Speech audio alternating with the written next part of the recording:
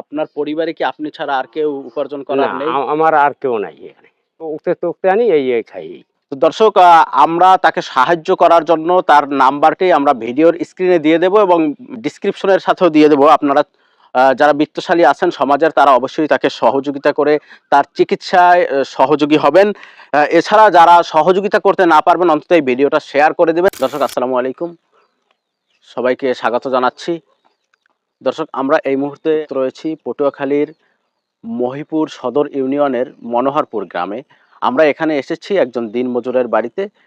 তার নাম হচ্ছে মজিবুর হাওলাদার এবং তার বাবা মৃত্যু সিরাজউদ্দিন হাওলাদার। তিনি এইখানে এই বেড়িবাঁধের বাইরে থাকেন।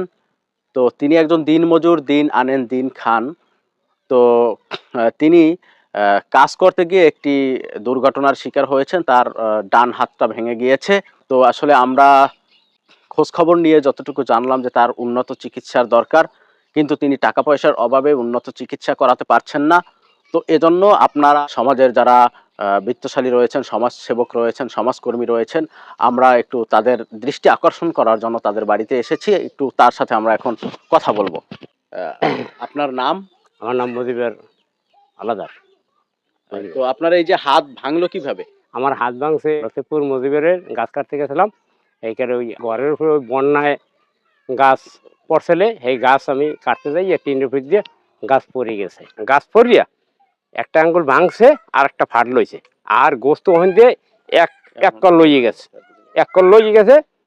8টা 9টা বাঁধতেছে, সেলাও করছে। এখন ভালো না, এখন পাহায় আছে খালি পাহে, আর হাতে খুব যন্ত্রণা। খুব ডাক্তাররা কি বলছে? ডাক্তারে বলছে উন্নত চিকিৎসা করে। এজন্য আপনারা কোথায় যাইতে বলছে? আমার বলছে বরিশালে যাও তুমি।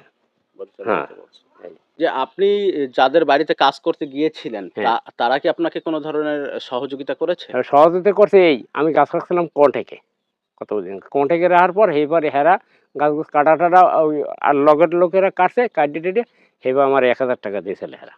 মাত্র 1000 টাকা হ্যাঁ, আপনাকে দিয়েছে? 1000 টাকা। ও আচ্ছা। তো আপনার পরিবারে কি আপনি ছাড়া আর কেউ উপার্জন করার না, নেই? আমার আর কেউ নাই এখানে।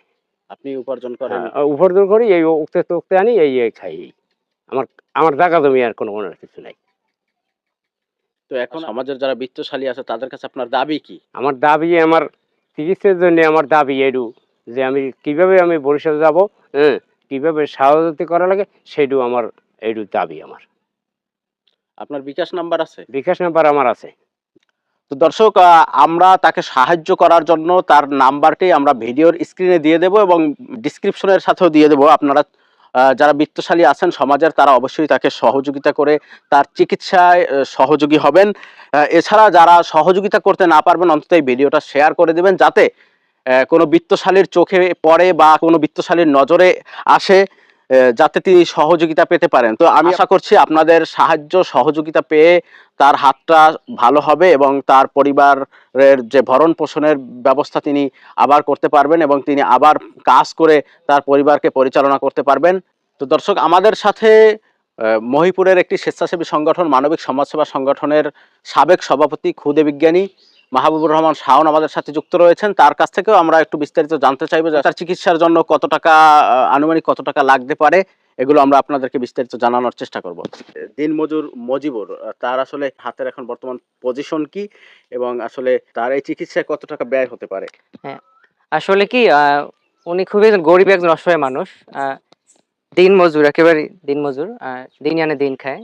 তো উনি বিশেষ করে গাছ কাটে বেশিরভাগ, অন্যের বাড়িতে ধরেন গাছটা কাটা লাগলো ওগুলো সে কাটে। তো ঘূর্ণিঝড়ের সময় যে গাছটা ভেঙে পড়ছে এক বাড়ির উপরে, তো ওইটা কাটতে যে মূলত তার এই সমস্যাটা হয়েছে। দেখা গেছে 2টা আঙ্গুল এমন ভাবে মানে ক্ষতিগ্রস্ত হয়েছে, মানে ওইটা এখানে ডাক্তাররা পারতেছেন না, এবং এখান থেকে মাংস নিয়ে গেছে অনেক পরিমাণে, যেটা প্রতিদিন পাকতেছে।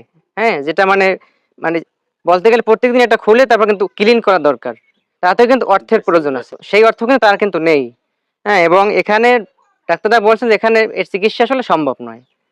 উন্নত চিকিৎসার জন্য এখান থেকে অন্যত্র নিয়ে যাওয়া দরকার, অন্ততপক্ষে বরিশাল। তো এতে মিনিমাম করে হলেও 50,000 টাকা দরকার, কারণ এখন ওনাকে প্রতি দৈনিক 700 টাকা দামের 3টে ইনজেকশন দেওয়া হইতেছে। তো এতে করে 2100 টাকা প্রায় প্রতিদিন যাচ্ছে, মানে শুধু ইনজেকশনের পিছনে, ঔষধ তো আছেই। তো এভাবে করে ওনার মতো মানুষের পক্ষে তো এত ব্যয়ভার বহন করা সম্ভব নয়। এই জন্য আমি অনুরোধ করবো যারা বিত্তশালী আছেন তারা ওনার পাশে দাঁড়ান, এবং যারা প্রবাসী ভাইরা যারা আছেন তাদেরকে অনুরোধ করব আপনারা এই কাকার পাশে আপনারা দাঁড়ান, যাতে করে উনি উন্নত চিকিৎসা করতে পারেন, এবং খুব শীঘ্রই চিকিৎসা শেষে যাতে করে উনি তার পরিবারের ভরণ পোষণের দায়িত্ব নিতে পারেন, কারণ উনি একমাত্র কর্মক্ষম ব্যক্তি এই পরিবারের। এই জন্য ওনার উন্নত চিকিৎসা খুবই দ্রুতই দরকার আসলে। এই জন্য আপনাদের অনুরোধ করবো আপনারা ওনাকে যতটা সম্ভব হেল্প করেন। ওনার এ ধরনের মানুষের মুখে হাসি ফুটলে আসলে আপনাদের প্রকৃত মনে করেন যে দেশের প্রকৃত হাসি মুখটা আসলে ফুটে উঠবে। সবাই ভালো থাকুন, সুস্থ থাকুন।